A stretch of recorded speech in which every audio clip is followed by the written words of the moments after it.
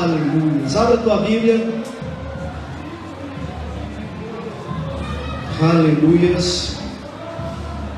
Nós temos que entender quem nós somos em Cristo Jesus. Nós temos que entender o projeto de Deus. Quando nós entendemos qual é o projeto de Deus para a vida, para as nossas vidas, a nossa vida muda, a chave vira e as coisas acontecem. Mas para isso nós temos que entender como Ele agiu no passado. Qual foi o motivo que Ele teve para nos chamar para Ele? Tem um texto na Bíblia que está em Romanos capítulo 3. Romanos capítulo 3. A partir do verso 24. Quando nós entendemos esse texto, nós entendemos o projeto que Deus teve e tem para nós. Quando nós pegamos esse texto e descobrimos as palavras-chave que estão nele, a nossa chave vira, porque o segredo do projeto de Deus está dentro desse texto. Romanos capítulo 3, verso 24, na minha versão diz o seguinte: sendo justificados gratuitamente por sua graça, mediante a redenção que há em Cristo Jesus. 25. A quem Deus propôs no seu sangue, como propiciação mediante a fé. Diga para o teu irmão, é mediante a fé. Para manifestar a sua justiça, por ter Deus, na sua tolerância, deixado impunes os pecados anteriores. Diga para o teu irmão, é passado, acabou. Os pecados anteriores cometidos. Quando nós pegamos esse texto e descobrimos as 3 palavras-chave desse texto, a gente começa a entender quão grande era o projeto de Deus, e ainda é, para mim e para a sua vida. Eu quero que você deixe a sua Bíblia aberta aí nesse texto e acompanhe comigo. Você tem que entender o que eu vou dizer agora, para você entender o que eu vou pregar para você nessa noite. Se você pega esse texto e começa a ler o texto da seguinte forma: sendo justificados, ou seja, absolvidos gratuitamente por sua graça, mediante a redenção, ou mediante a liberdade que nós temos em Cristo Jesus, a quem Deus propôs. A palavrinha propôs tem um significado muito interessante no grego. A palavrinha propôs significa dar como opção. Dar como opção. E quando eu entendo essa palavra, quando eu entendo isso e encaixo isso dentro do texto, eu entendo que Deus nos deu como opção, pelo sangue de Cristo, a nossa salvação. É uma opção. Deus, Ele não vai agir conosco nos obrigando, mas sim nos dando opção. Deus nos deu a opção de escolha de estar aqui, ouvindo a palavra dEle, glorificando o nome dEle. Mas é uma escolha nossa, aceitar ou não essa opção. E quando Deus nos dá essa opção, pelo sangue do teu Filho, Ele continua o texto dizendo, como propiciação, que no grego é de boa vontade. Deus nos deu o Filho dele, o único Filho, como opção de boa vontade, para que eu e você pudéssemos viver a vida que vivemos em liberdade com Cristo. Você entende isso? Você entende que essa opção que nos foi dada foi de boa vontade? João 3,16 diz que Deus deu o seu único Filho, de boa vontade. Já parou para pensar nisso? Ele não foi obrigado, Ele deu de boa vontade, porque Ele ama a mim, ama a você, ama os seus entes, ama seu filho, sua filha, seu tio, sua avó. Ele nos ama num todo completo. Não é apenas um pedaço, não é apenas um pouquinho. E Ele continua para que todo aquele que nele, o Filho, crê, receba a salvação. Ele nos deu o próprio Filho como opção de salvação e nos deu de boa vontade. Você entende isso?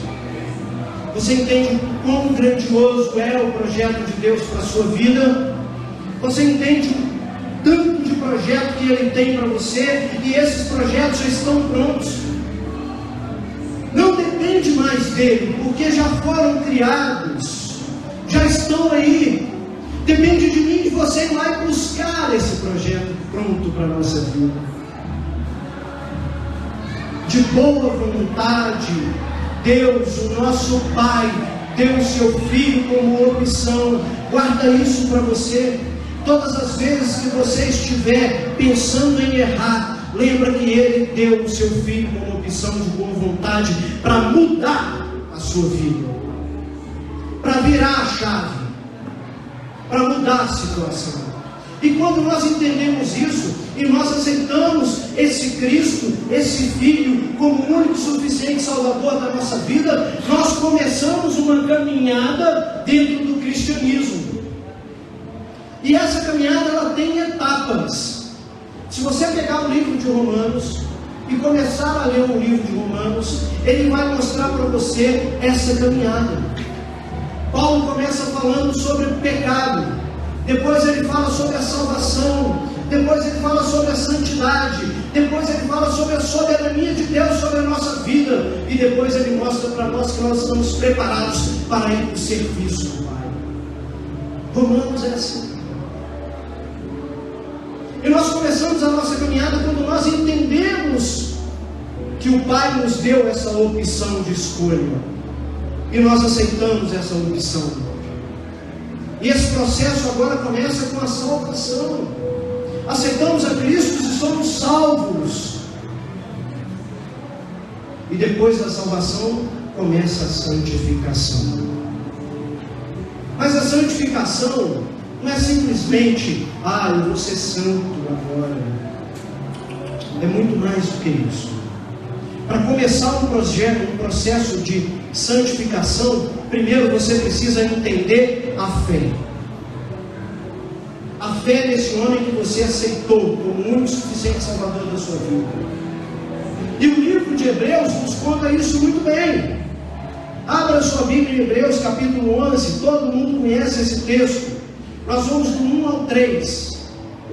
O versículo-chave desse texto é o 2. É o versículo que nós vamos trabalhar nele hoje.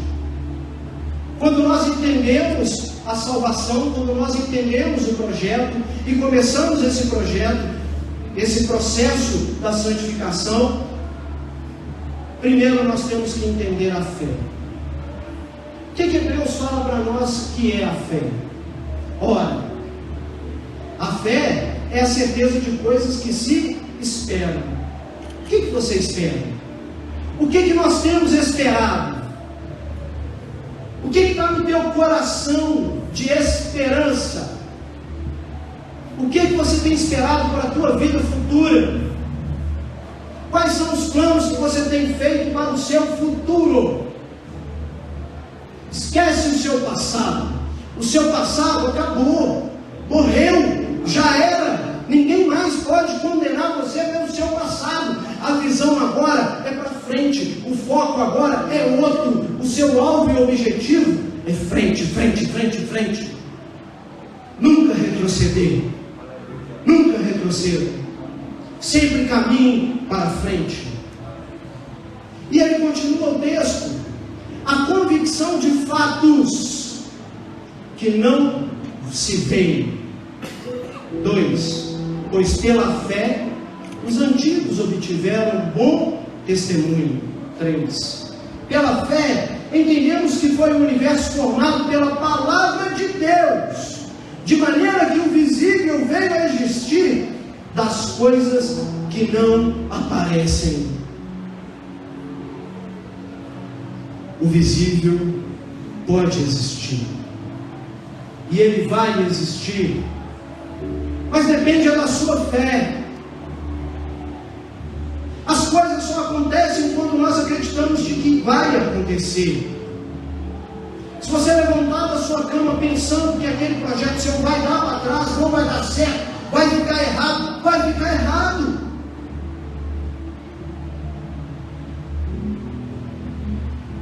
Você tem que levantar da sua cama pensando positivo, crendo, tendo fé de que vai acontecer. O escritor aos Hebreus, aqui nesse texto, ele trabalha com 3 partes, 3 termos importantes aqui dentro desse texto. O primeiro termo é a certeza. Certeza. Certeza no grego é servir de escora ou sustentação. Mudou? Servir de escora ou de sustentação. Para nós cristãos é como uma casa. Uma casa para você ter certeza de que ela está firme, de que ela não vai cair, ela tem que estar bem alicerçada. A certeza é esse alicerce na minha e na sua vida. Quando nós temos esse alicerce da fé, que é a certeza, nós não balançamos, nós não trememos diante das situações, nós não ficamos balançando e tremendo diante do que vem pela frente, porque nós temos a certeza e a fé de que estamos firmes, fortificados em Cristo Jesus. Você entende essa certeza? Essa certeza é o seu alicerce, é o seu fundamento, é a qualidade da sua fé. Fé não tem tamanho, já ensinei isso na escola dominical. Fé tem qualidade. Qual é a qualidade da sua fé? Qual é a certeza que você tem da sua fé?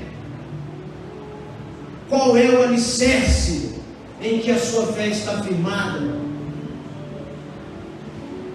1 Coríntios fala o seguinte para nós, e abre os olhos para essa fé.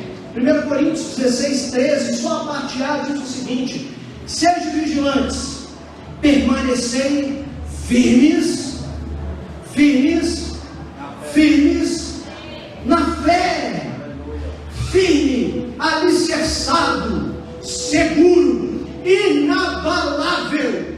Nada pode abalar a sua certeza, a sua fé. Pode vir tempestade, pode vir problemas, dificuldade, enfermidade. A sua fé tem que ser inabalável.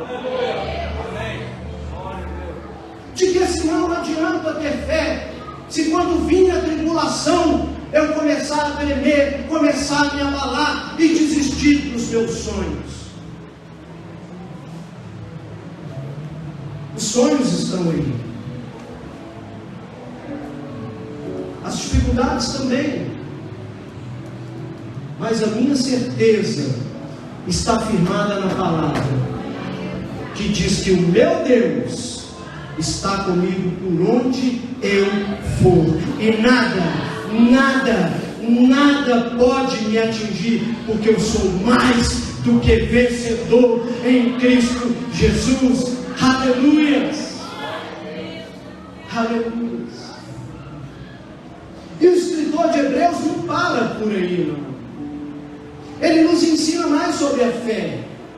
Além da certeza, essa firmeza, desse alicerce, eu tenho uma coisinha chamada convicção. Você tem convicção da sua fé? Qual é o limite da convicção que você tem na sua fé? Existe um limite? Até aqui eu tenho fé, daqui para frente eu já não consigo mais ter fé. É assim que funciona?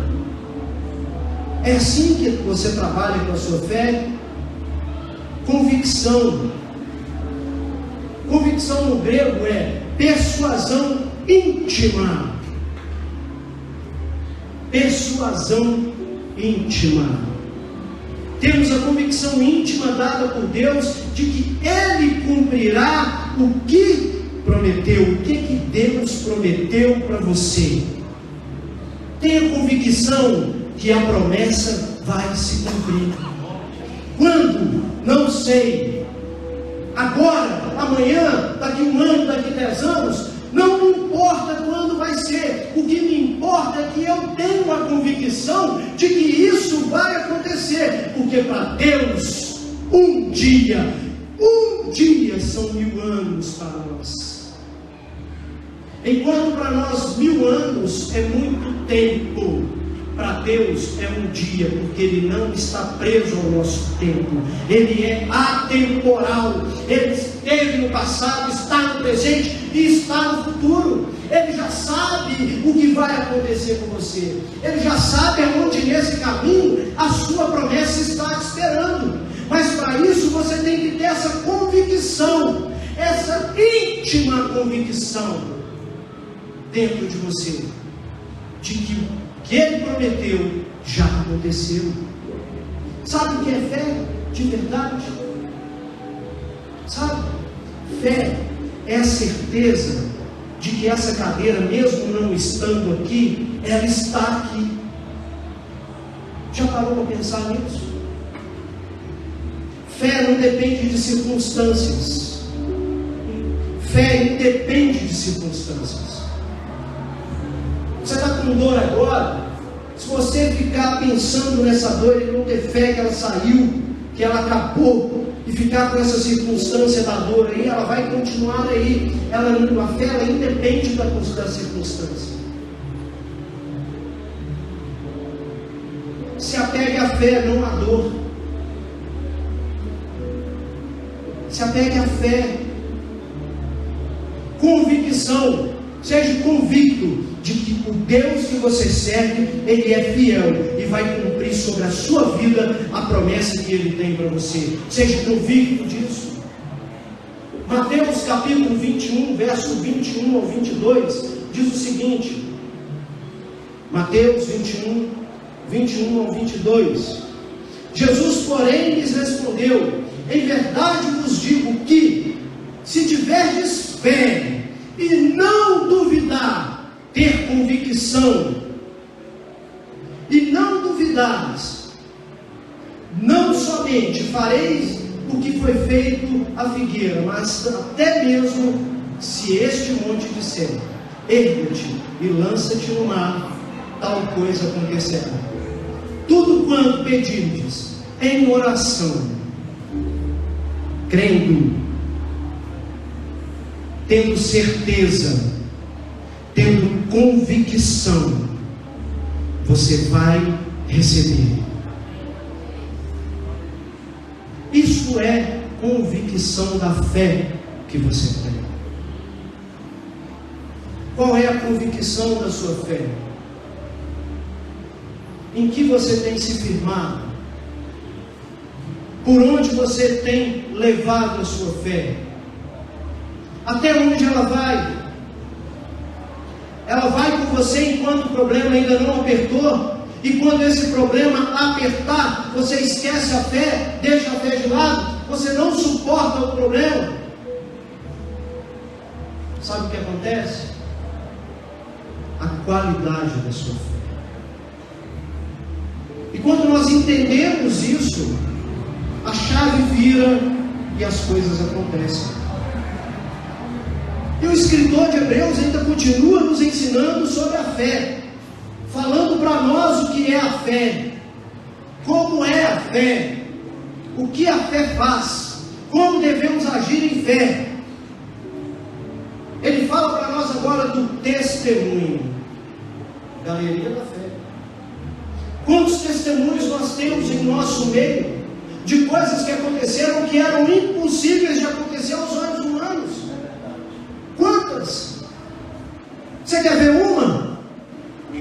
Eu, você, nós. É impossível para olhos humanos eu estar aqui hoje em cima do altar pregando para vocês. Mas aconteceu. Porque Deus tinha um projeto, um propósito, uma promessa.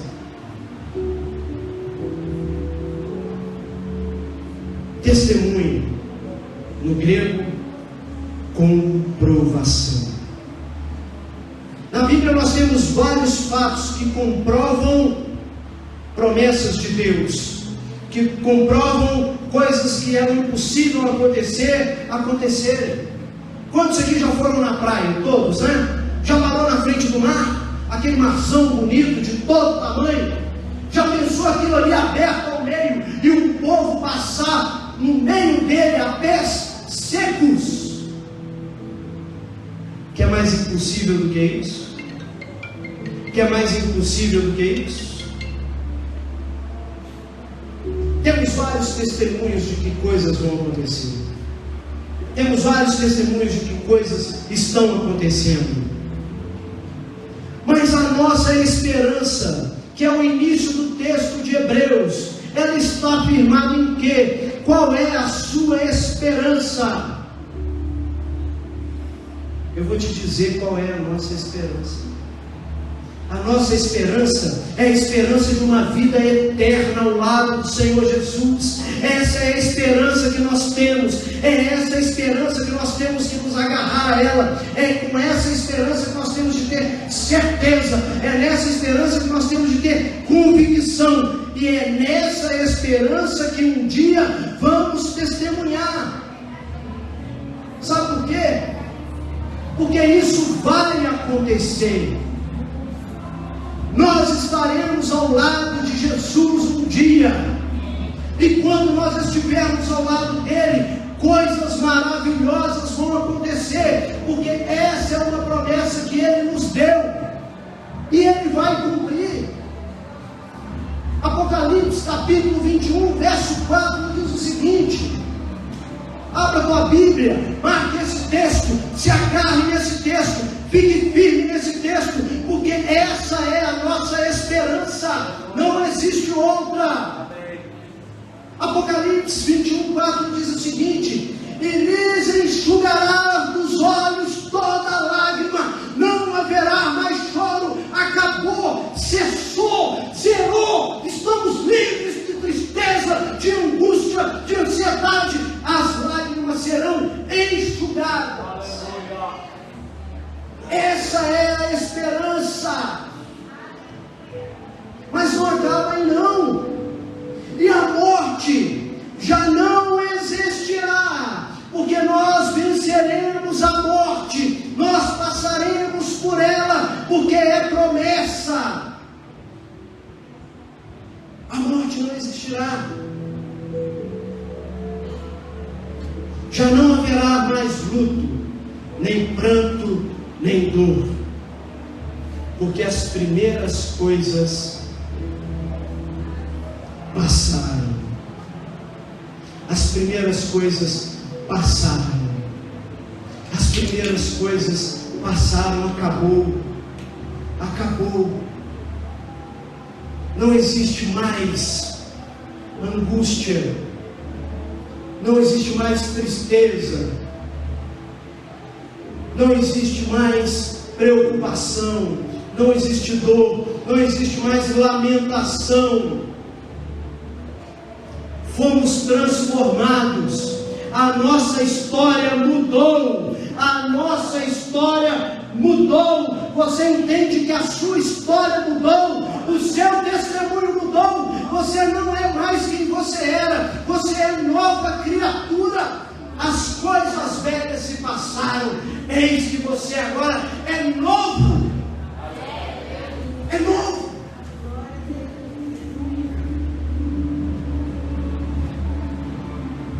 A fé é uma certeza de que as coisas vão acontecer na sua vida. A fé é a convicção de que o Deus que eu e você servimos Ele vai cumprir sobre nossa vida todas as promessas que Ele fez para nós. A fé é o testemunho de coisas que jamais podiam imaginar que acontecesse, aconteceu e vão acontecer nas nossas vidas.